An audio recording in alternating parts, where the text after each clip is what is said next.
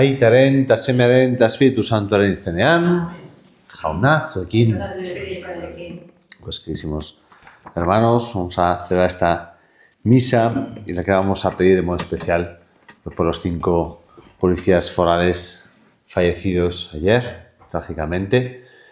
Además, Goldaraz, ¿no? Pues cercanos, digamos, el marido, bueno, por relación cercano, ¿no? Gente cercana. También a mí personalmente, pues gente conocida, alguno de ellos, ¿no? Pues de los Scouts, de La Paz y demás. Bueno, pues encomendamos al Señor su eterno descanso y pedimos de modo especial por sus familias. Senideok, aitor ditzagun gure pekatuak, misterio santuak ospatzeko gai izan gaitezen.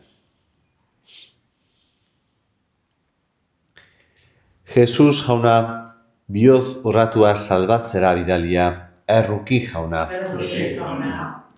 Jesus jauna, pekatare dei egitera etorria Kristo erruki. Jesus jauna, guralde otoitz egiteko aitaren eskuinaldean zaituguna, erruki jauna. Erruki dakigula jainko guzti zahaltsua eta gure pekatua barkaturik eraman gaitzala betiko bizira. Egin ezagun otoitz.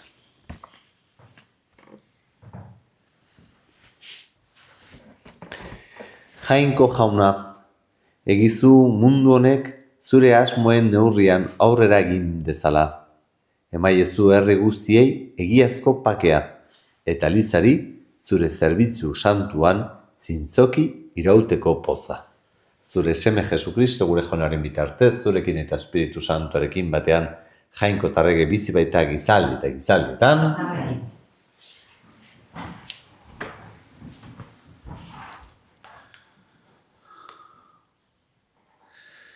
Lectura de la segunda carta del apóstol San Pablo a Timoteo. Querido hermano, haz memoria de Jesucristo el Señor, resucitado de entre los muertos, nacido del linaje de David. Este ha sido mi evangelio, por el que sufro hasta llevar cadenas como un malhechor. Pero la palabra de Dios no está encadenada.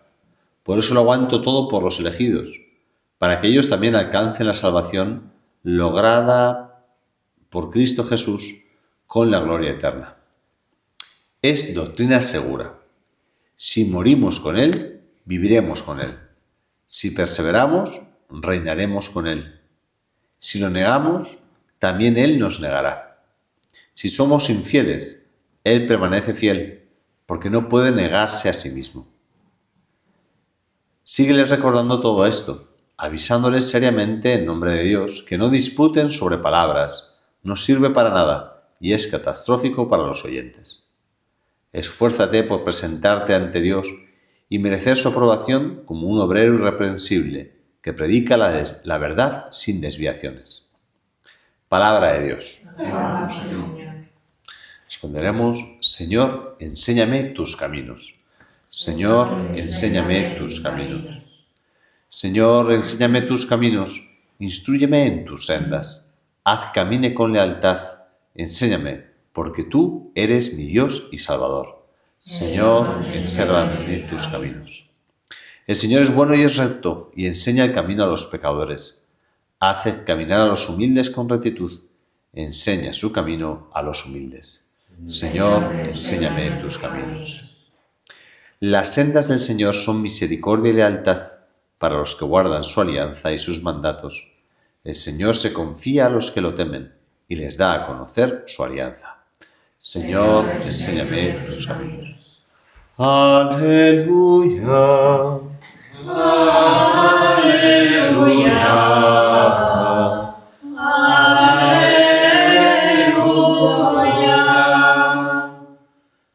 El Señor esté con vosotros. Lectura del Santo Evangelio según San Marcos. En aquel tiempo, un escriba se acercó a Jesús y le preguntó: ¿qué mandamiento es el primero de todos? Respondió Jesús: el primero es: escucha Israel, el Señor nuestro Dios es el único Señor. Amarás al Señor tu Dios con todo tu corazón, con toda tu alma, con toda tu mente, con todo tu ser. El segundo es este: amarás a tu prójimo como a ti mismo. No hay mandamiento mayor que estos. El escriba replicó: Muy bien, maestro. Sin duda tienes razón cuando dices que el Señor es uno solo y no hay otro fuera de él, y que amarlo con todo el corazón, con todo el entendimiento y con todo el ser, y amar al prójimo como uno mismo, vale más que todos los holocaustos y sacrificios. Jesús, viendo que había respondido sensatamente, le dijo: No estás lejos del reino de Dios. Y nadie se atrevió a hacerle más preguntas. Palabra del Señor. Bueno.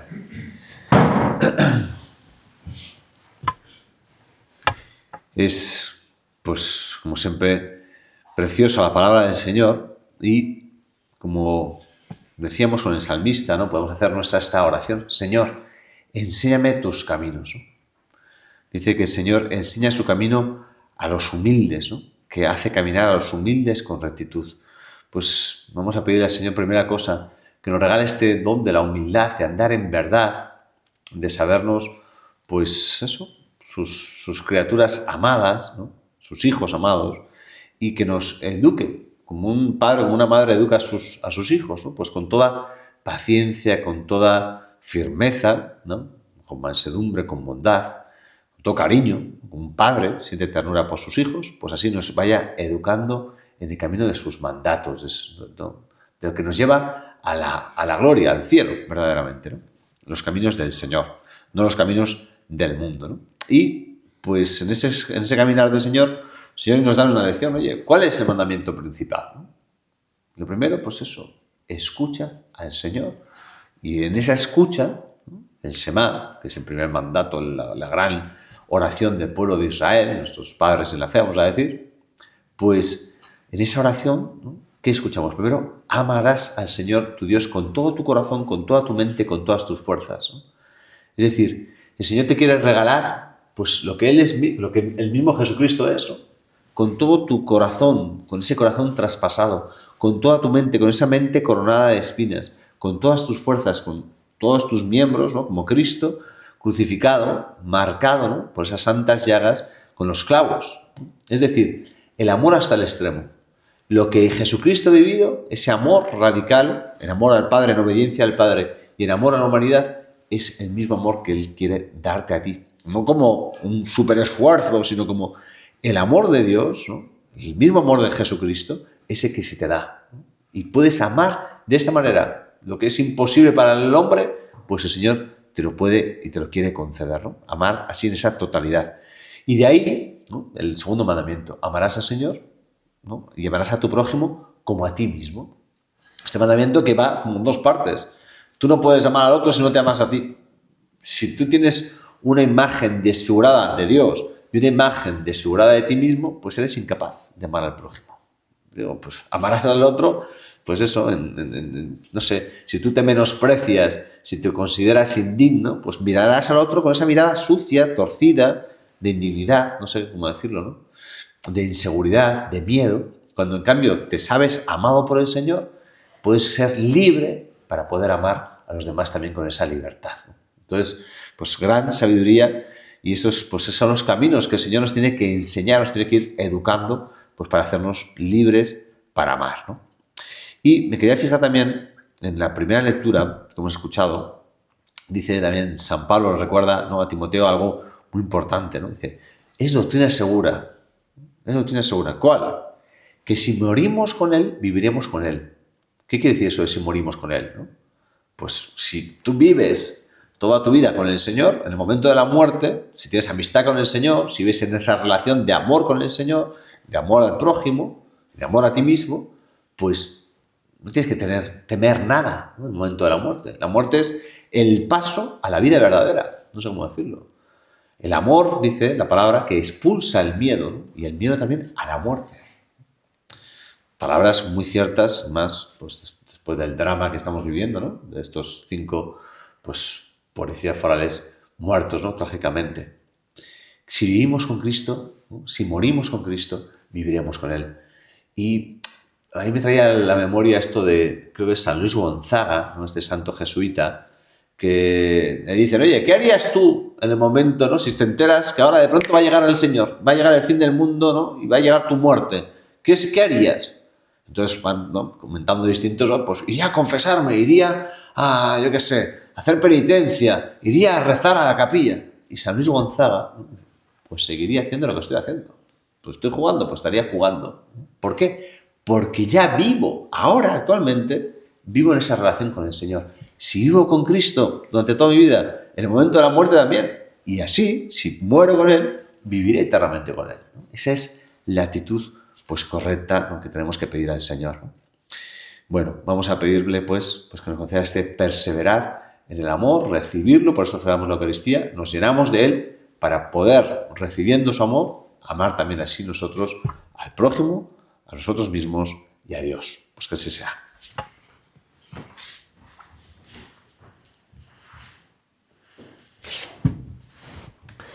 Y después de esta confianza, presentamos al Señor nuestras súplicas. Pedimos por el Santo Padre, el Papa León, por su próximo viaje apostólico a España, por los frutos de esta visita. Roguemos al Señor.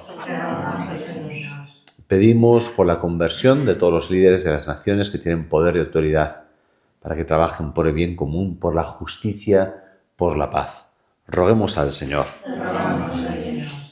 Pedimos por todos los que sufren de tantas maneras, especialmente pues, las familias de estos policías forales, pues, tras esta muerte desgarradora, pues para que el Señor les consuele, les conforte, les llene de esperanza en la victoria definitiva sobre la muerte, y reciban el cariño y el consuelo de tantos y tantos. Roguemos al Señor. Y pedimos por el eterno descanso de estos policías forales y todos nuestros seres queridos difuntos, también por todas las almas del purgatorio. Roguemos al Señor. Acoge, Padre de bondad, las súplicas que te hemos presentado con fe. Por Jesucristo nuestro Señor. Amén.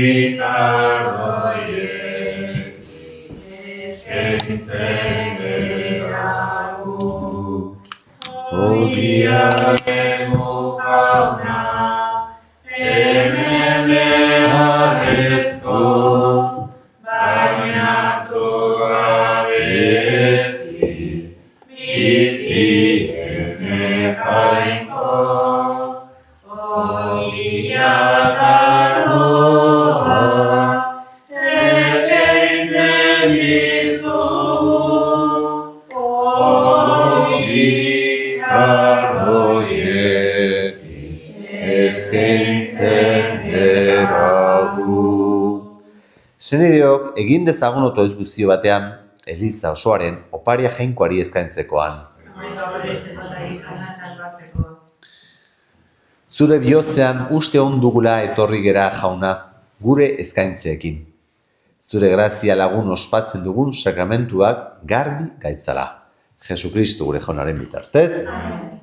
Jauna zuekin. Gora bihotzak. Eskerra jangoiko gure Jaunari. Egoki da bai eta zuzen, zuri aitaguzi santu horri, eskerrak ematea nonai eta beti, Jesukristo zure seme maitearen bitartez. Berau da zure hitza, beronen bidez egin dituzu diren guztiak. Berau bidali diguzu salbatzaile eta erosle, Espiritu Santuaren egitez gizon egina, eta Virginia handi jaioa.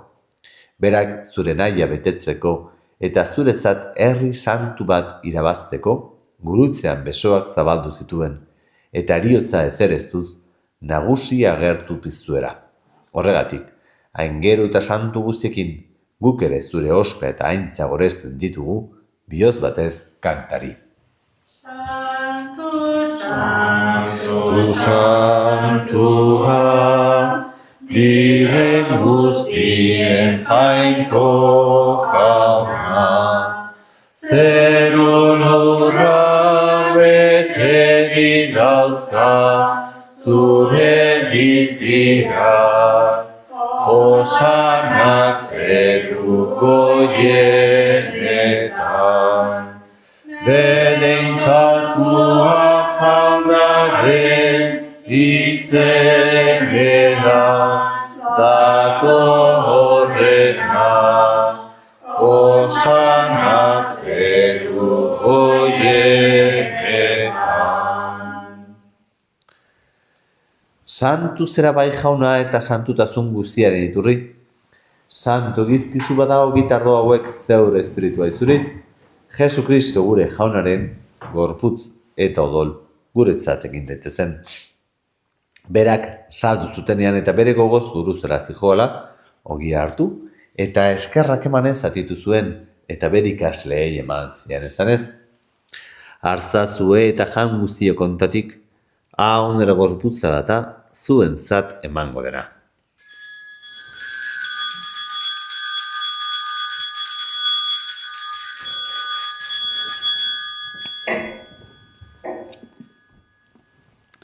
Era berean afalondoan kaliza harturik, berriz ere eskerrak emanez bere ikasleei eman ziren ezanez.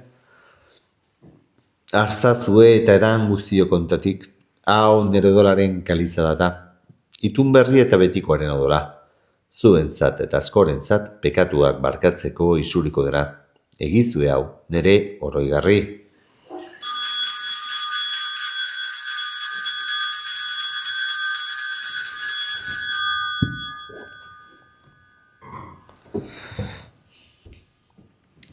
Hau da sinismenaren misterioa.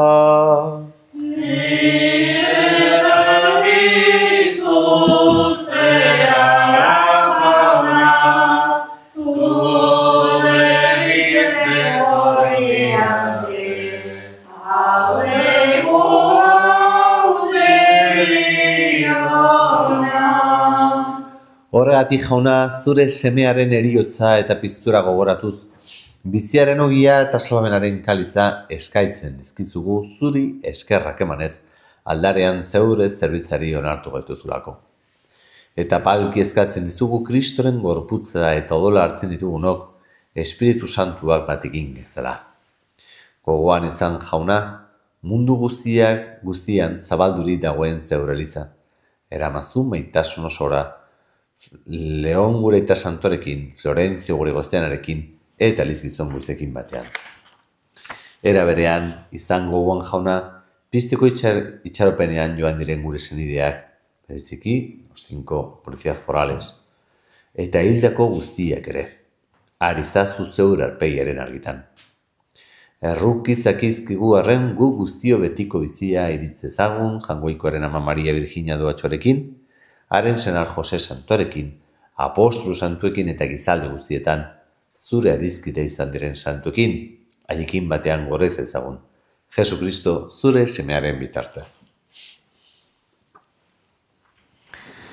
Honen bitartez honekin eta honengan, zuri aita Jangoikoa guztidun horri, Espiritu Santuarekin batean, ospeta aintza guztia gizaldi eta gizaldi guztietan. Amen. Salbatzaileak agindutara kutsiari jarraituz beldur gabe esan dezagun. Gure aita zeruetan zerana, santu izan bedi zure izena, etor bedi zure erreinua, egin bedi zure naia zeruan bezala aurrean ere. Emaiguzu gaur egunontako ogia, barkatu gure zorrak, guk ere gure zordunei barkatzen diogunez gero, ez gaizazu utxitetan erortzen, baina atera gaizazu gaizetik. Atera gaizazu jauna gaiz guztietatik, ema guztupakeak gure egunotan. Zure errukiari esker pekatutik garbi bizi gaitezen eta estualdetan sendo.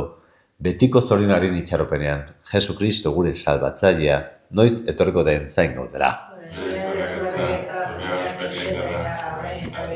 Jesu Kristo gure jauna zuk ezana da apostoluei, pakea uzten dizuen nire pakea ematen.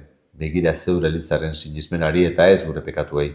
Eta zure gogoa den bezala, emaiozu editzari pakeaman batasuna, erregi bizi baizara gizaldi eta gizalditan, jaunaren pakea bitizuekin, maiozue pakea ekarri.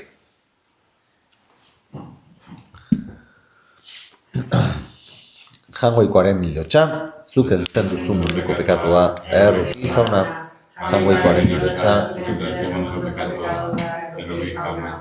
Jangoikoaren mildotxa, zuk entzen duzu pekatua, emai duzu pakea.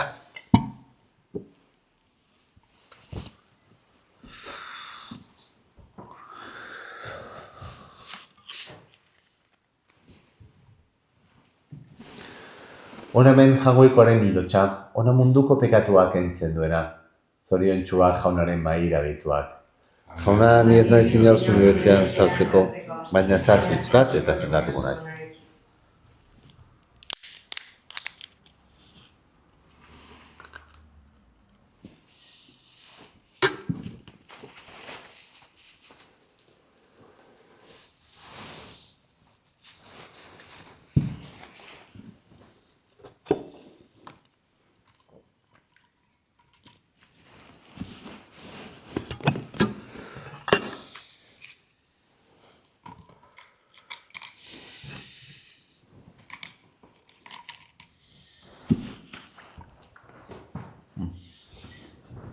Jesus nahi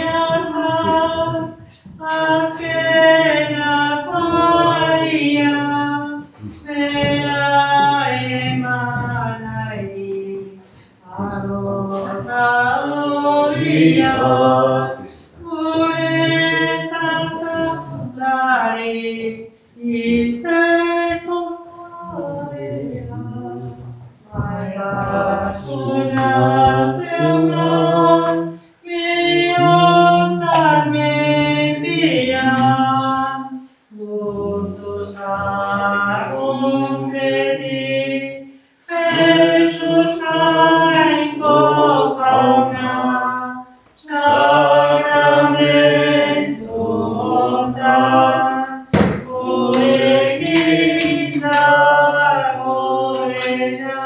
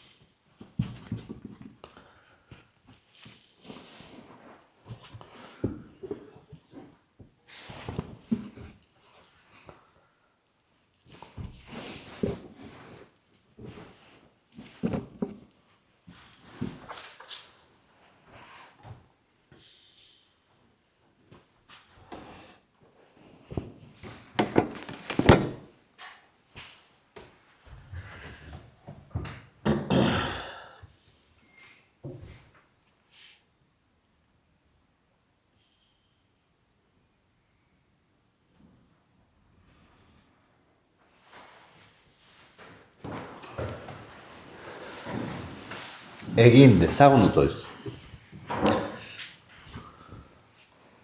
Zure semearen gorputz oholez janaritu gaituzuno jauna, gida gaizazu arren zure espirituaren eragitez.